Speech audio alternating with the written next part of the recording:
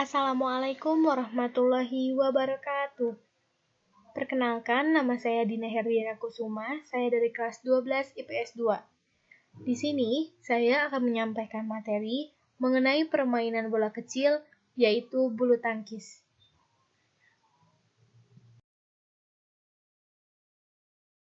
Yang pertama, sejarah singkat bulu tangkis. Olahraga yang dimainkan menggunakan raket dan kok berkembang sekitar 200 tahun lalu di Mesir kuno. Nenek moyangnya merupakan sebuah permainan Tionghoa dengan nama jianzi yang dimainkan menggunakan bola namun tidak menggunakan raket.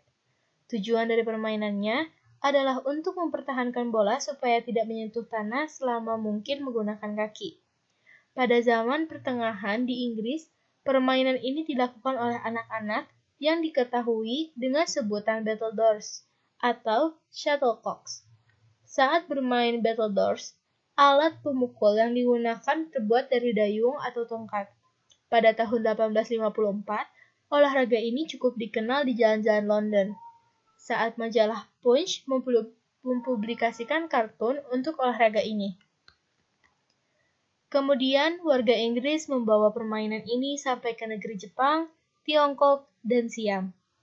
Olahraga bulu tangkis ditemukan oleh petugas tentara Britania di Pune, India pada abad ke-19 ketika mereka menambah peralatan jaring atau net dan dimainkan secara berlawanan.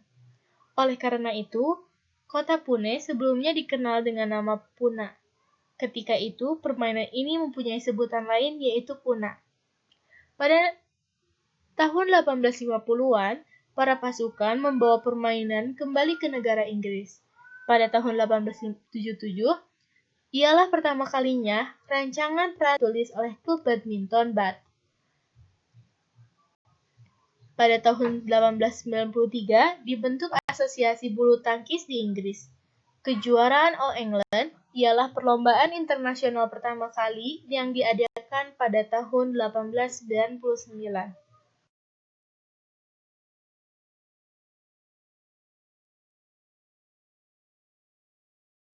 Yang kedua, teknik dasar bermain bulu tangkis. Yang pertama, cara memegang raket atau grip. Kualitas pukulan akan maksimal ketika sang pemain bisa menguasai teknik ini. Oleh sebab itu, teknik memegang raket merupakan teknik yang sangat berpengaruh terhadap kualitas pukulan. Teknik memegang raket ada 4. Berikut ini penjelasannya. American Grip. Ada beberapa hal yang harus dilakukan untuk melakukan teknik American Grip. Hal yang pertama, pastikan tangan memegang bagian ujung dari raket. Kedua, letakkan ibu jari dan telunjuk menempel pada handle raket. American Grip merupakan teknik yang sering digunakan oleh banyak pemain. Kelebihan dari teknik ini yaitu lebih mudah untuk mengoper kok ke lawan. Backhand Grip. Teknik backhand grip caranya dengan memegang raket dengan keadaan posisi miring dan ketika memegang raket, pastikan jari-jari tangan berada di bagian depan. Kelebihan dari teknik ini, arah kok yang sedang dipukul sulit diduga oleh lawan main. Forehand grip. Forehand grip merupakan teknik yang begitu populer dan sangat umum dipakai oleh pemain bulu tangkis. Untuk melakukan teknik ini, ada beberapa hal yang perlu diperhatikan. Jika teknik backhand grip menggunakan ibu jari sebagai penyongkongnya, teknik forehand grip menggunakan jari telunjuk, tengah, manis, dan kelingking sebagai penyongkongnya. Pada dasarnya, teknik ini dilakukan untuk gerakan permainan yang lincah. Combination grip. Teknik combination grip yaitu menggabungkan berbagai macam teknik pegangan yang ada. Cara melakukannya, genggam raket seperti biasanya, posisikan jari telunjuk ke arah ujung raket, sementara itu ibu jari menyongkong tangkai raket dan sisa jari lainnya diposisikan di bagian bawah tangkai.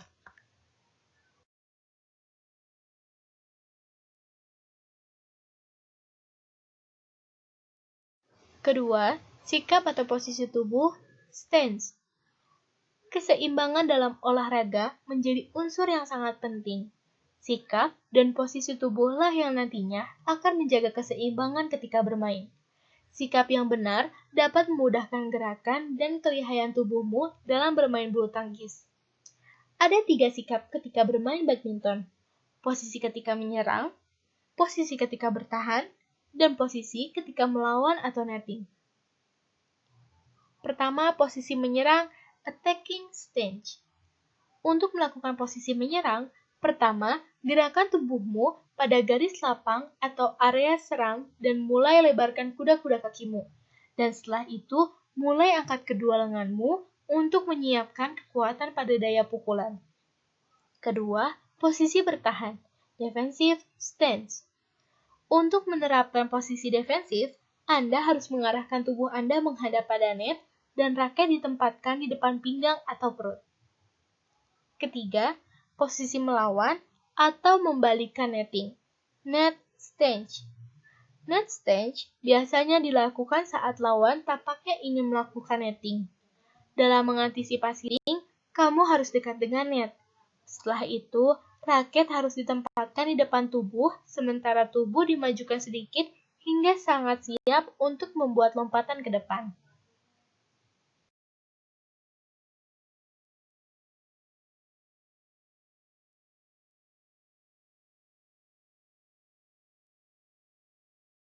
Ketiga, gerakan kaki footwork. Teknik selanjutnya adalah gerakan pada kaki.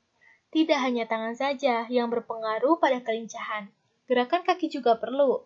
Sangat penting melatih harmonisasi antara kaki dan anggota tubuh ketika bermain bulu tangkis. Harmonisasi yang baik sangat membantu ketika melakukan serangan pukulan dan ketika bertahan dari serangan lawan. Agar bisa terlatih, kamu harus secara rutin berlatih dan menjadikan hal tersebut sudah terbiasa. Yang keempat, servis. Servis merupakan hal sepele dalam bermain bulu tangkis. Teknik servis merupakan penanda bahwa permainan sudah dimulai. Ada 2 teknik servis yang bisa dilakukan, servis ke bawah dan servis ke atas. Berikut sedikit penjelasannya. Servis bawah atau yang disebut dengan low serve. Servis bawah dilakukan dengan cara kok dipukul dengan raket yang posisinya di bahu atau dada. Servis ini akan membuat kok cenderung melambung ke atas. Yang kedua, servis atas, high serve. Untuk melakukan servis atas, melakukannya dengan memukul kok dengan posisi raket yang sedang dipegang bahu atau kepala. Dengan teknik ini, kok akan cenderung lurus ketika dipukul.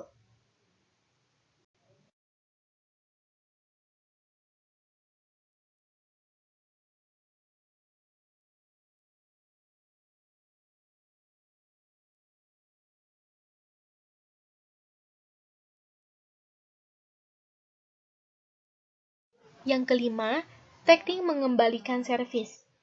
Teknik mengembalikan servis merupakan teknik dasar dalam permainan bulu tangkis. Ketika lawan melakukan servis, kamu harus mengembalikan dengan melakukan drop shot atau netting. Jangan pernah langsung melakukan smash ketika mengembalikan servis dari lawan. Hal ini akan mengakibatkan smash tersebut akan cenderung tidak efektif, dan lawan akan merasa sangat diuntungkan. Keenam, smash. Smash adalah teknik dalam bermain bulu tangkis yang fungsinya untuk menyerang dan mematikan gerakan lawan. Smash yang baik dan benar dengan melakukan pukulan yang kuat serta melakukan lompatan yang tinggi. Gerakan dari smash yang sempurna akan menghasilkan gerakan shuttle leg cock yang begitu tajam. Untuk dapat melakukan smash yang baik, kamu harus melatihnya terus-menerus dan menjadikannya terbiasa. Berikut ini beberapa macam mengenai teknik smash. Yang pertama, forehand smash. Forehand smash yaitu memukul kok dengan kuat ketika kok tersebut di atas kepala. Backhand smash. Cara melakukan teknik ini, kamu harus menggunakan teknik genggaman backhand grip, lalu melepaskan pukulan kuat pada area lawan.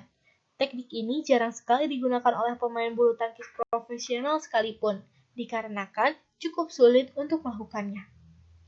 Yang ketiga, jumping smash. Sebetulnya, teknik ini sama seperti teknik forehand smash yang dilakukan dengan cara melompat. Cara memukulnya juga persis dengan teknik forehand smash.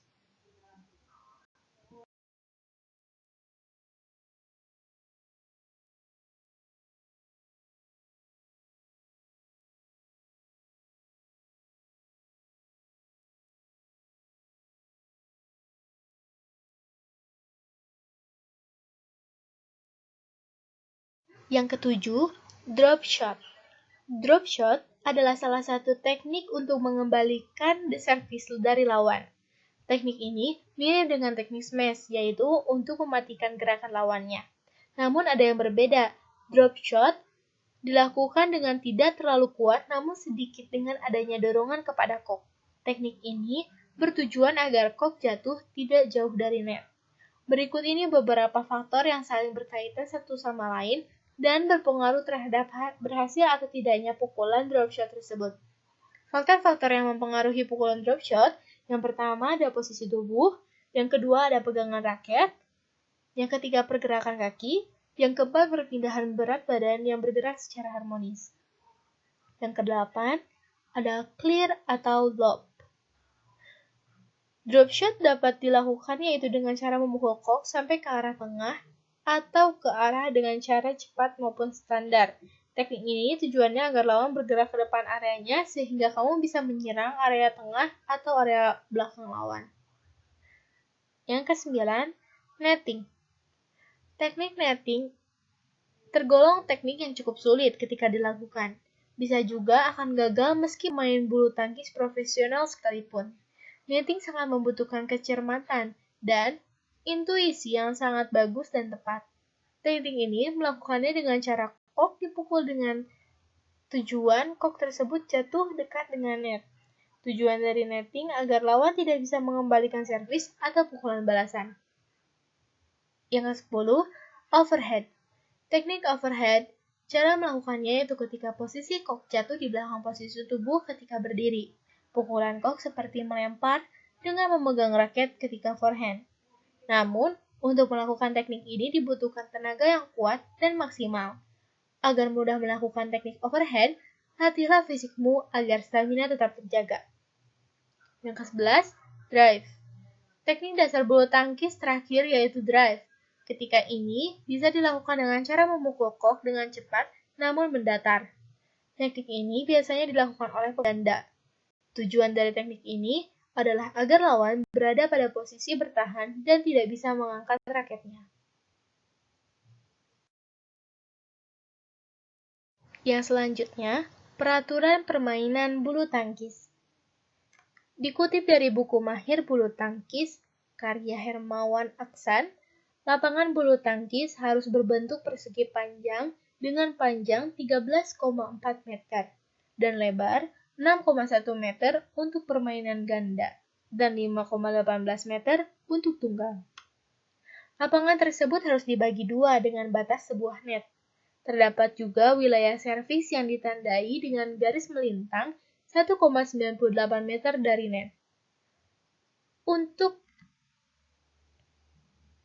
ganda, servis berjarak 0,76 meter dari garis belakang. Selanjutnya, ketinggian net harus mencapai 1,55 meter di tepi dan 1,5422 meter di bagian tengah.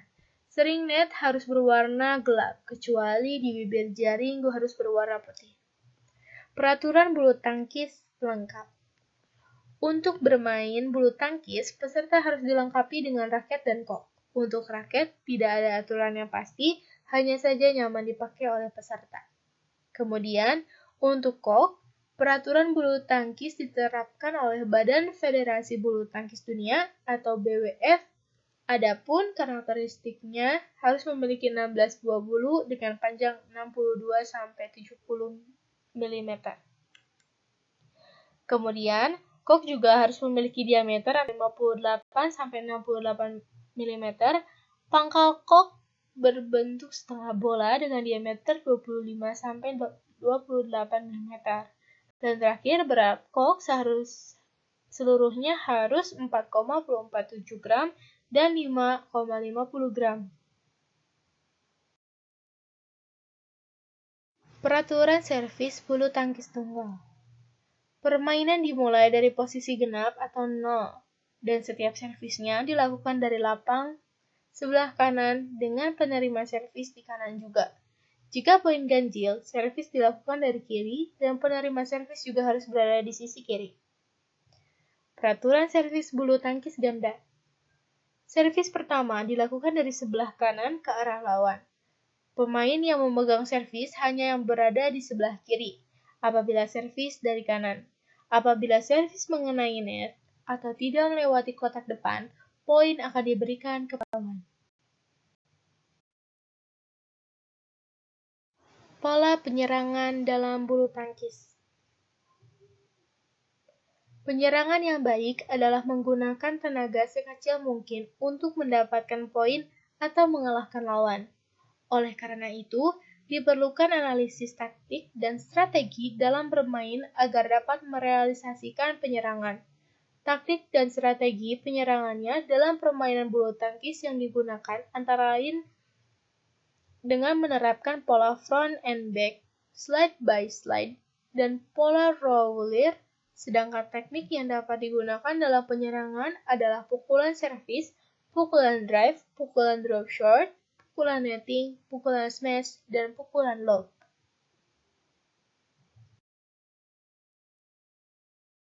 Pola pertahanan bulu tangkis.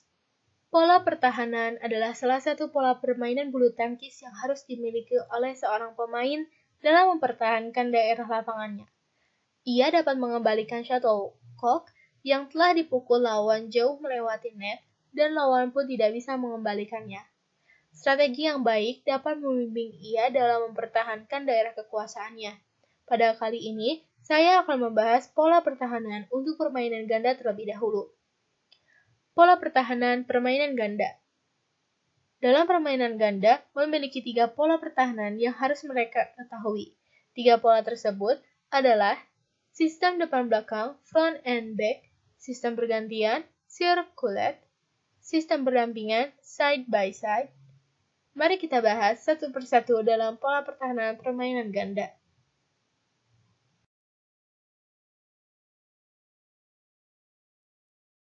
Yang pertama, sistem depan belakang, front and back.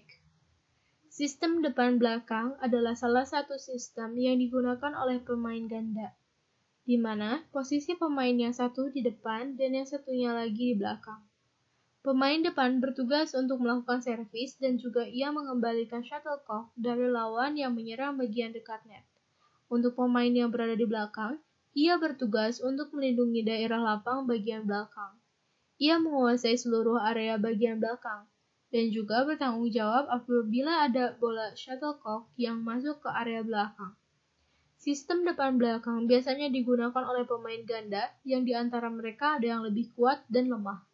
Pemain kuat biasanya disimpan di belakang untuk mengawasi pemain yang di depan, dan pemain yang berada di depan ialah pemain yang memiliki kekurangan dalam bermain bulu tangkisnya. Sistem depan belakang pada permainan bulu tangkis memiliki tanggung jawab dan bidang permainan yang jelas. Mereka sudah tahu apa yang harus mereka lakukan. Kadangkala pemain ganda bisa bertukar tempat dari yang depan menuju ke belakang dan yang belakang juga bisa ke depan. Keuntungan menggunakan sistem depan belakang.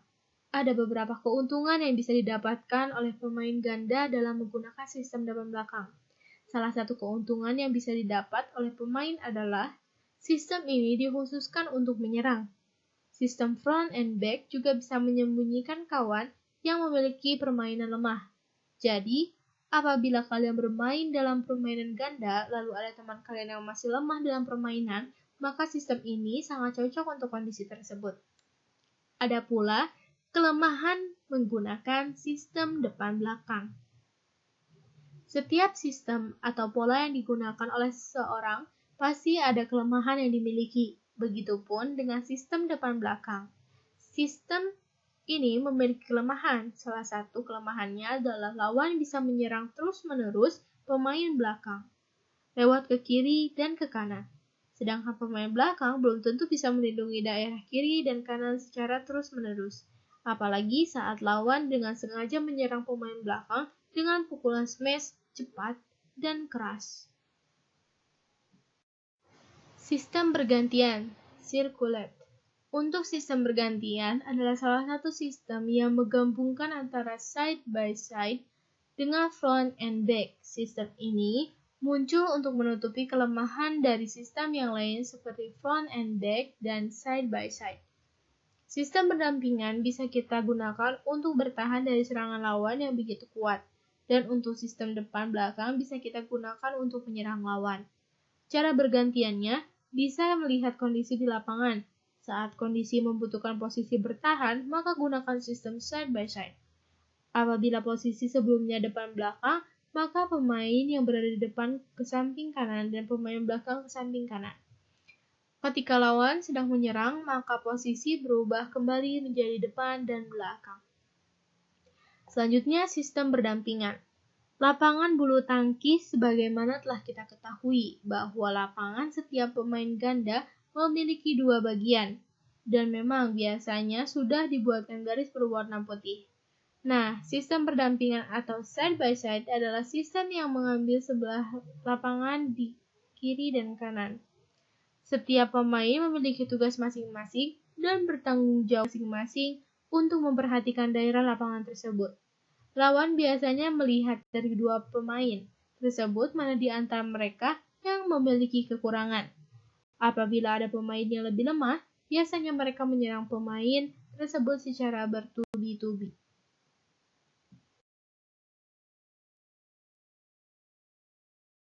Terima kasih. Mohon maaf bila ada kekurangan dan kesalahan dalam penyampaian materi ini. Wassalamualaikum warahmatullahi wabarakatuh.